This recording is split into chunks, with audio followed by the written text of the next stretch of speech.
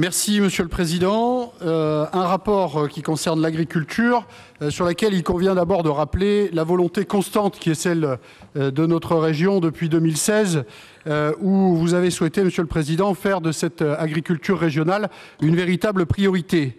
Cela s'est constaté assez rapidement. Il suffit de regarder les chiffres, où le budget de la région est passé de 36 millions à 128 millions d'euros, et tout cela en dehors du contexte de la crise bien légitime qui anime l'agriculture actuellement. Nous sommes fiers de notre agriculture en Auvergne-Rhône-Alpes. Cela fait des années que ça dure, et pour autant, il est encore nécessaire que nous ayons un rapport complémentaire aujourd'hui. Pour remettre en contexte, il faut se souvenir que depuis le 1er janvier 2023, nous sommes dans une nouvelle génération du plan stratégique national avec le FEADER. Je salue l'engagement de mon collègue Emmanuel Ferrand, où notre région a pris toute sa place avec une organisation qui lui est propre. D'abord avec un engagement financier qui est renforcé et notamment avec la priorité autour de l'installation. Je rappelle que la dotation jeune agriculteur qui est servie sur notre territoire est la plus importante de France avec 40 000 € de moyenne. De la même manière que nous avons souhaité une territorialisation de notre action avec une implantation dans chaque département d'antennes de la direction de l'agriculture, et ce qui nous permet d'avoir une vision juste des sujets qui nous sont soumis. Enfin, un travail que nous avons souhaité partenarial, à la fois avec la profession, parce que nous ne sommes pas tous agriculteurs et il est important d'avoir la vision la plus experte des sujets qui nous sont soumis, mais également avec les collectivités territoriales locales et je pense en premier lieu aux départements. Malgré tout ça, nous avons dû constater que le FEADER a accusé une baisse de 20% sur cette nouvelle programmation, de la même manière que nous avons dans cette nouvelle organisation où la région apparaît comme chef de file et en autorité à la fois sur l'ensemble de l'instruction des dossiers et de l'instruction des paiements, mais que l'acte final du paiement, dans sa validation, ne nous a pas été délégué. Il y a derrière tout ça, évidemment, un manque de logique absolument incroyable, renforcé par une difficulté, parce que la vitesse de traitement de part et d'autre, c'est-à-dire de nos services et de l'agence de services et de paiement, n'est pas sur un même rythme.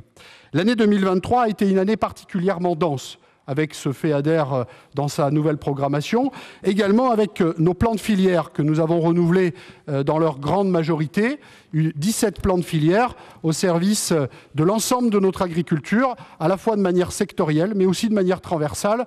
Je pense ici au plan bio. Nous y consacrons 17 millions d'euros par an. Et nous avons constaté une très belle dynamique. Si je regarde la question du FEADER, 5400 dossiers nous ont été déposés. 1600 de ces 5400 concernent les investissements dans des bâtiments d'élevage.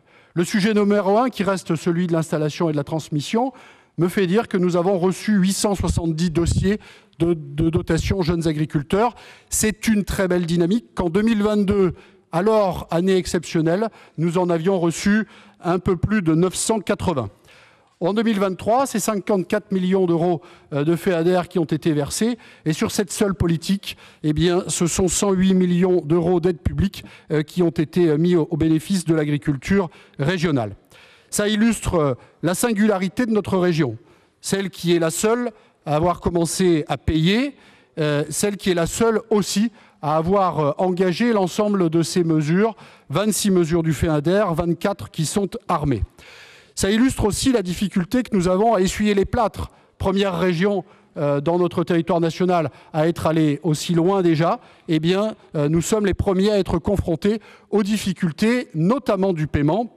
Et sans jeter ici la pierre à l'agence de services et de paiement, force est de constater que le fonctionnement de leur côté n'est pas le même que le nôtre, avec un rythme déconnecté. Et quand on danse avec un pas qui n'est pas le même, évidemment, le geste est beaucoup moins beau.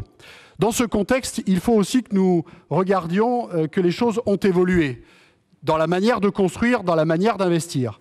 D'abord, tout a augmenté. Et si on ne regarde que le sujet de la construction, chacun aura pu mesurer ici une inflation très forte des coûts de la construction. Dans un contexte où le recours bancaire est devenu plus difficile, en tous les cas avec des taux qui, eux aussi, ont connu une croissance très forte. Et donc, quand on a un différentiel entre le moment où on paie, entre le moment où on réalise et le moment où on est payé, où la subvention est versée, eh bien évidemment, il faut que quelqu'un fasse le banquier entre les deux, ce qui pose une véritable difficulté.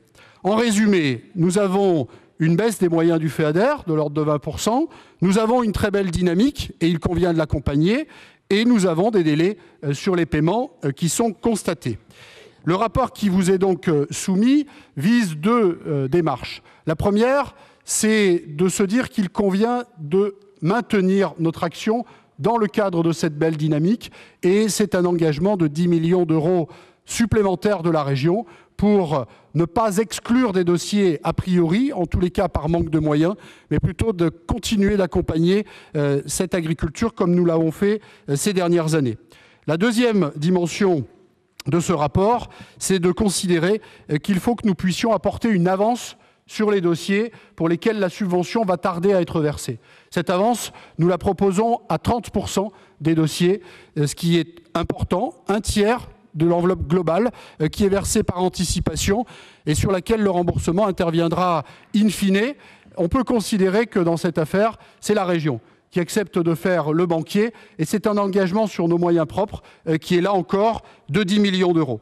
C'est donc un budget global de 20 millions d'euros qu'on consacre sur ce rapport, qui est un rapport important, qui est un rapport structurant, qui est un rapport qui permet d'accompagner cette agriculture qui est en crise, mais comme nous le faisons finalement depuis 2016. De manière complémentaire, et sans que cela soit une somme décaissée, je veux dire le travail qui est poursuivi aussi pied à pied, au quotidien, avec l'agriculture, avec l'ensemble de ces acteurs, pour que nous puissions poursuivre l'effort de simplification. Je sais, Monsieur le Président, l'engagement qui est le vôtre et la volonté constante dans cette direction. Nous continuons de le faire. C'est donc un rapport qui peut se caractériser comme un nouvel engagement, preuve du soutien à notre agriculture et à nos agriculteurs. Merci beaucoup Fabrice et merci pour le travail.